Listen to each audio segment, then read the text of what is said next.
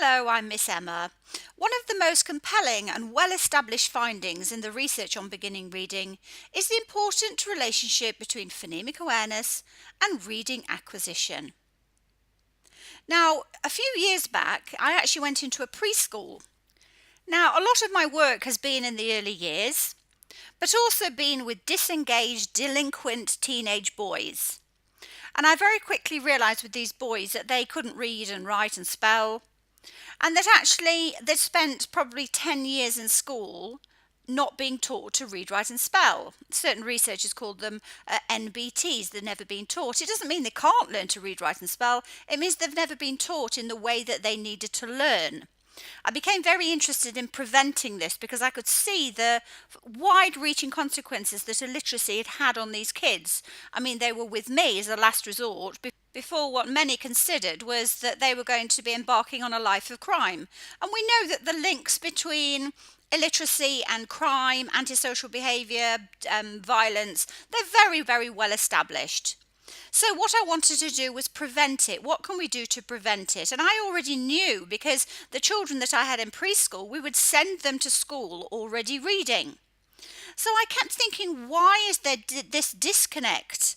If even as a newly qualified teacher, I was sending kids up to school as readers, what's the disconnect? What's the big deal here? Why is so many people struggling to make sure that every child can read? Every child should be reading well before they enter year 2. They've had 2 whole years in school to learn how to read and to learn how to spell. It just baffled me because children at that age are like sponges. They can learn multiple languages. And although learning to read is not natural because it's based on the smallest parts of our speech and it's not natural to use those smallest units, which is the phonemic awareness, but I thought, well, I can do it. Why are other people not doing it? And there are so many reasons why. And the deeper you dig into it, the deeper you realize what the issues are. There is not a magic solution of tell teachers to use phonics or a magic solution of tell teachers to use this program, what have you. The issues are huge. And that's what I'm spending my life working towards solutions with teachers. But anyway, I went into this preschool because I wanted to video my work there, and I wanted to show how I identify which of the students that are going to struggle and what needs to happen. But I also wanted to make sure that I wrote reports on every child that I worked with and sent those reports to the teachers that were going to have them in their first year of school. Because I wanted to know if I can tell teachers what I have discovered and with my own success, because I had in the UK, I was working at a very high level, very well respected, went to Australia and I suppose naively thought that would sort of come with me, which it didn't. But I thought I'll send reports to the teachers to say these are the issues, this is what needs to happen. If this doesn't happen with this child, they're not going to be reading by grade 3. Now, some teachers look at me like I'm talking complete rubbish, and unfortunately, when then my predictions are accurate in grade 3, it's too late then. Those children have had 3 years of school. I don't want to be right. I don't want to look at these gorgeous faces in preschool and say that child, and that child are going to be below expected grade level, expected level in their NAPLAN year 3 testing, which is already low. Our expectations for NAPLAN are ridiculously low. I don't want to be doing that. It's great that I can look at certain faces and say, I know these children are going to do well, but we can't have this. We can't have this hit and miss kind of approach to education. And so my work is about, well, why? How can we get the information to teachers? How can we empower teachers? And who's stopping so many teachers from doing a good job? Because we cannot blame the teachers. Every teacher I speak to wants the very best for their students. Some teachers have beliefs that are really, really ingrained, and it doesn't matter what I say, it is not going to change their mind. So I have to be creative and think, how can I shift their perspective? And that's a whole other issue. But anyway, so these children, so I just want to give you a little insight into these students. And luckily, the focus that I have here is a child who would have failed, But after the very short intervention, I was able to send a report to her next teacher to say, this is a child who came in with poor phonemic awareness, but to be honest, the work that I've done just in preschool in just these few weeks means she's not going to struggle. And actually, because of her aptitude, because of her willingness to try to learn, her desire to learn, and her love of what we've been doing, I predicted this child is going to do really, really well in that plan in year 3. And I didn't put it, but to be honest, I predicted she would do well regardless of what the teacher did. I knew that school was not developing or identifying phonemic awareness in their prep year and doing very, very little on phonics either. So unfortunately, there were at least 3 other children, 2 of them going to that school, that I sent reports to their teachers and I said, these students are not going to be at grade level in grade 3 if you do not do X, Y, and Z. The reason I do what I do is because those teachers did not do what I recommended. Now, I actually had some of the teachers from that school interact with me sort of a year or so later, because I went and did some free mentoring and support in another local Gold Coast school, and they heard about the work and they came to see and they got quite excited. So I thought that school was actually going to start taking things on board, and there was also a year 3 teacher there who became very interested. However, it was blocked. Again, this comes down to issues with philosophy, with beliefs, with leadership, with who decides on what the teachers do, where the funding goes, and how the teachers are supported. And like I said, the issues with regards to our literacy levels are huge, absolutely huge. So that's why I've launched the standalone phonemic awareness program. It's a monster routine, which means that parents can, in effect, immunize their children against illiteracy. They can make sure that they arm their children with the skills needed, that they wire the brains of their children so that whatever the teachers are doing, whatever the school is mandating, their child does not need to fail. What is also great about the monster routine, other than the fact that it's cheap and it's easy and the kids love it, is the fact that parents can send me videos of their children doing the monster routine, and I can tell them if their child is going to be absolutely fine, I can put their mind at rest, or I can tell them, I can see there's an issue, so change this, do this, what have you. This is also why it's going to be an invaluable tool for kindies, because they can do this 6 months, 12 months before the children start school. They can play with the monster routine and the kids absolutely love it. It's not phonics. And you don't even need training. Here there are some lovely teachers that came to spend a day with me doing a workshop on the monsters. Wonderful, wonderful, wonderful teachers. But you don't need training. You just get on with it. I've put the training online. You have the resources and you just get on with it. I love the early years. I love a play-based curriculum, inquiry learning. The monster routine is not phonics. It's not phonics. It's the ability to identify the speech sounds, duck cans, lines and numbers. They know where the speech sound sits. They can actually read and spell words just using the monsters. The monsters represent a speech sound. No letters even. Follow the monster sounds to say the word.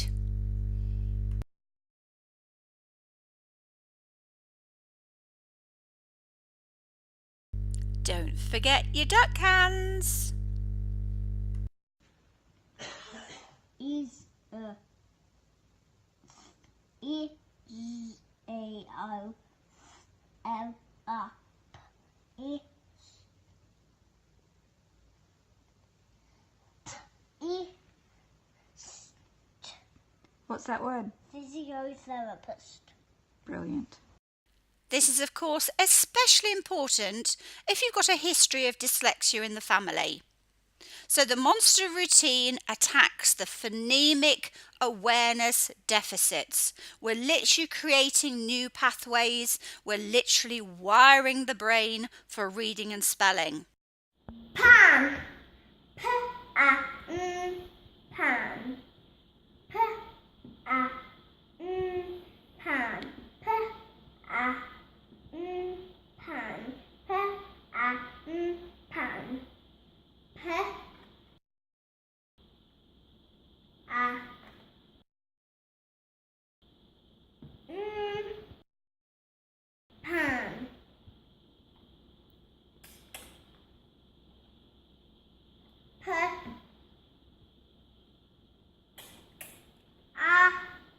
He's going because he's taking pictures of the speech sounds. So now he's writing, that's the phonics, because that's when we use the representations of the speech sounds on paper. But you saw the parts before that, that was just phonemic awareness. Say it, duck hands, lines, numbers, make your monster choices. The monsters each say a speech sound. Then you go into the phonics, but it's that first bit that is vital. We're taking a very aggressive, proactive approach to eradicating illiteracy. So just watch this clip. The first few seconds tell me this child would fail in year 3 if we don't get stuck in now with the monster routine. What is this one? Snap. Can you duck hand snap for me, please? Listen to the sounds. Snap. Snap. What's the first sound in snap?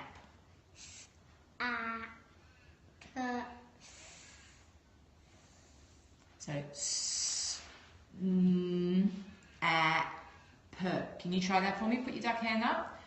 So these wonderful teachers aren't waiting for a child to fail before they start getting an assessment or thinking, is there dyslexia or what have you? That could be year 1, that could be later. They're not waiting, they're doing this in prep. Which are the children that can't hear the speech sounds? Which are the children that have got the poor phonemic awareness? What are we doing about it? This child is so incredibly lucky, and every child deserves what this child is getting from this wonderful school. If you can't hear the speech sounds in words, and it's not to do with your hearing and it's not to do with intelligence, it's the way your brain deciphers the speech sounds in words. And if you can't hear the speech sounds in words and blend them together into the word, if you can't segment and order them and blend them, how are you going to read and spell? Because reading and spelling is the way that we represent speech sounds on paper. This child will not be able to effectively learn phonics until we have done the work needed to wire her brains to be able to use phonics. And this is the thing that so many people are missing. And it is relatively easy to overcome. The monster routine literally will be the best weapon we have against illiteracy. And this is for at least 20%, we think more than 20% of children, up to 33% of children in any prep class. So here's Lara. The very first clip, she's in pink, she's called Lara, I couldn't pronounce her name. You can see she's got poor phonemic awareness because even though she's fully engaged, she's really looking at me. And in fact, it's really useful because she's not looking at the other children to see what they're doing. I can see she's got poor phonemic awareness because when I ask her to listen for the sound S and wiggle her fingers, she can't. Even when I really stress it. So she's not hearing those sounds in words, and that's really important because that's to do with phonemic awareness. And phonemic awareness is the biggest predictor of reading and spelling failure there is. Emma! Emma! So that's my name. So what are you going to say tomorrow morning when I see you? Good morning! Emma! Fantastic! Oh my goodness me. So what we're going to do is we're going to say good morning to everyone, and we're going to say the first sound in our name. So I'm going to say good morning. My name's Emma, and the first sound in my name is Well done! The first sound is for Emma, that's right. So can you tell me what your name is? So you say, good morning, my name is Emma. Is your name Emma? No. Piper. What's your name? Piper. Piper. What a lovely name. So you say, good morning, my name's Piper, and my name starts with the sound Pop, pop, pop. well done. And then what are you going to say? Good morning, Good morning, Emma. My name is, what's your name? Laura. My name is it Lara or Laura? Laura. Lara. And what does it start? What's the first sound in your name? That's the letter name. That's what's the sound. Ooh. That's it. That's the sound. Oh, so my name is it Laura? Lara? Lara. Lara. My name is Lara, and the first sound in my name is ooh. What's your name? Nico. Oh, that's a nice name. Nick. Do you call yourself Nick? Is it Nick?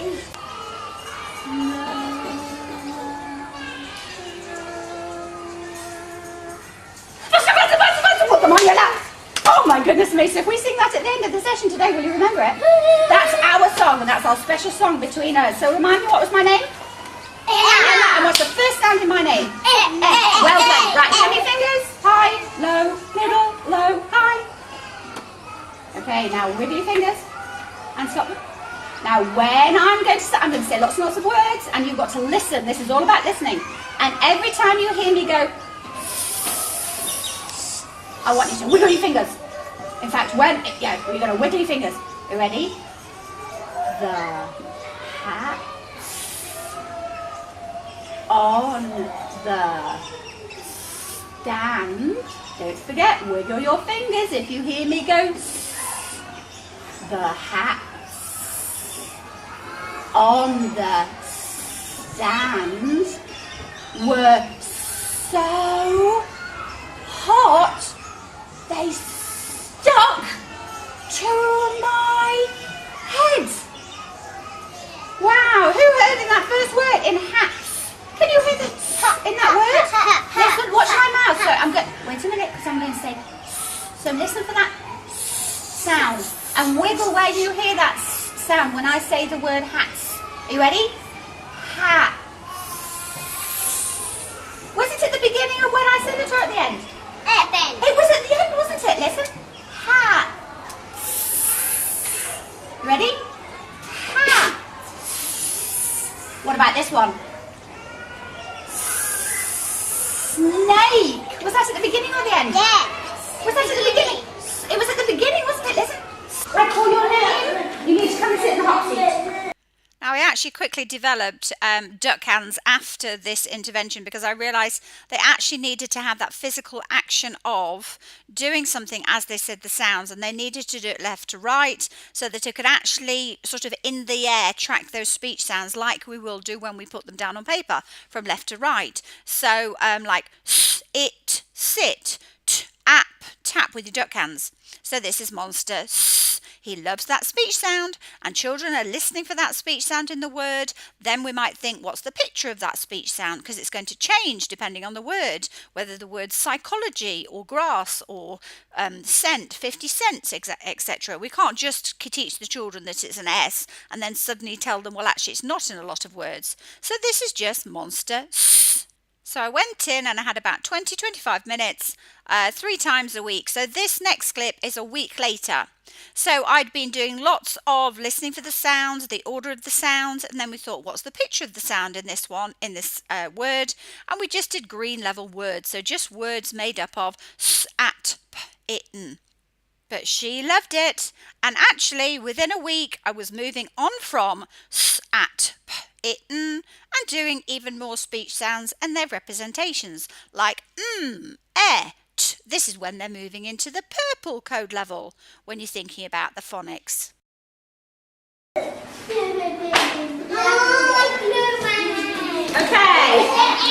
Miss Laura, come here quick. Miss Laura, come here quick. Okay, Miss Laura, I'm just going to put your name on here. Okay, what's this sound? What's this sound? What's this one? What's this one? What's this one?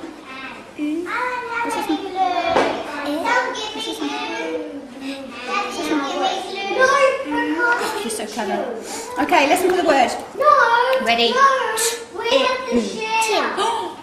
Hat.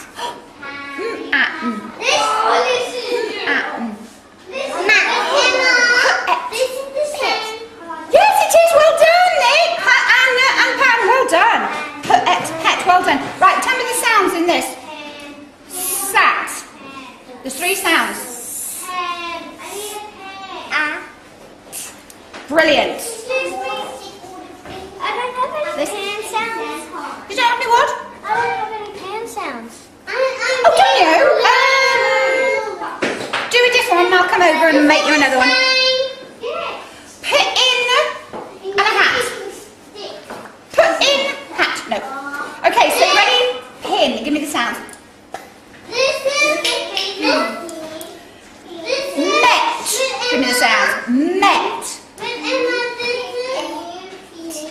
Brilliantly. Hold that for me. And one last thing I want you to do. This is the same. Can't see the picture. I can't see the picture. Yay! Tapper. Right, so can you make those into pin? Where? Where's the pin at? My dad's going to pick me up. Is he? Wow, how exciting. Do you live with your daddy? Is he at work today? And he's going to pick you up afterwards. Put it in. Let's have a look. Is that right, camera? Put it in. Too clever. I actually took these in because they're flat books with no pictures, well, not until they turn it over, which is a great strategy. There's lots of good things in Jolly Phonics, it's just there's lots of gaps. But on this, what I wanted her to do was follow the sound picks, follow the sound, say the word. And on here you can see it's sk, ip. Now we hadn't looked at the k then, but she knows what the s looks like by now. She knows what the I and the p. So now because she's been blending, although she won't know the k, and although this is the first day that she'd actually seen this book, she knows what she's supposed to be doing because of the work we've been doing. So she's looking at this book for the first time. And just watch her face when she realises, hold on, I know how to do this, or for most of them, and I just have to ask what the one is that I don't know so that I can figure it out. She got so excited. And so did I. I'm sorry, I do. I get very, very excited. I don't want any spare ones. And what's that one? Jessie's not giving me a ball. Please not. I have a surprise under the hat. Under the hat. Under the hat. We've got something with 5 sounds in it. 3, 4, 5. And the first sound is... Sorry, I'm shouting here. It was actually break time. There's a whole load of children behind me, so I'm actually shouting because I can't hear myself. These children were supposed to be off playing, but they decided they wanted to stay, and I actually had my snack. My snack was some melon. And the children decided they wanted to stay out there with me, and it was sort of 45 odd degrees out there. It was ridiculous. But sorry, I'm shouting. Hope you can actually hear it properly. Now you can't see, but hopefully you can guess this is what I'm doing. I started on the left, so I drew an M, and so that's why they go and then I left the gaps. Now if I'd done that nowadays, I would have done my 5 lines first and put them on the lines. So then I put the last sound, which was the so I was filling it in as I was going because I wanted to see if they could work out the word was going to be melon. Now the 4th sound in melon is obviously a schwa. Sounds like an doesn't it? Melon, but it's actually schwa. But I actually went and then look at Piper on the left because she goes melon, and then works it out, and that's what the children do. Same as if they went k, it, et, and kitten. Is it a kitten? No, it's a kitten. So they actually start to discover how we use the schwa very early on. But that's another clip for you. So anyway, just listen to these gorgeous children.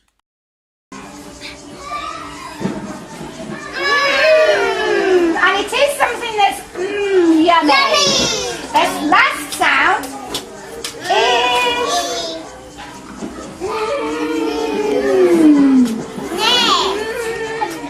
oh, what can it be?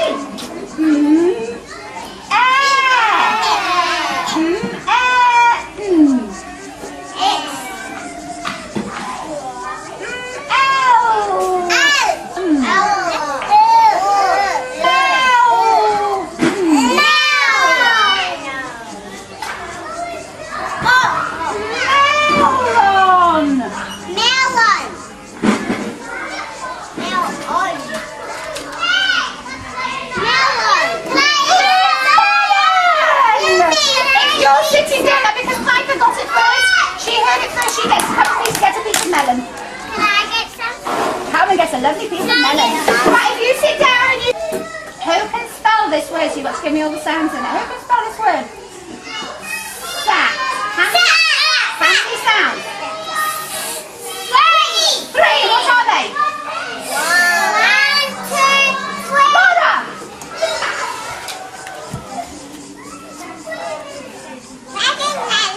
Tiara. Can you tell me the sound? Can you spell the word? Tap. What sound can you hear?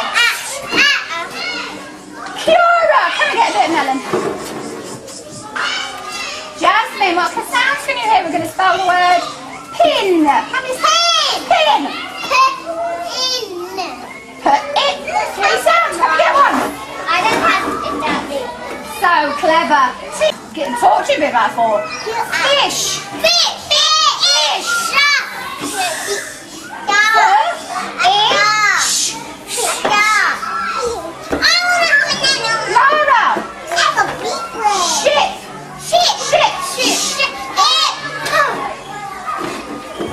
Hold on, Jazz, you do the next one. Laura. You ready? Kiara.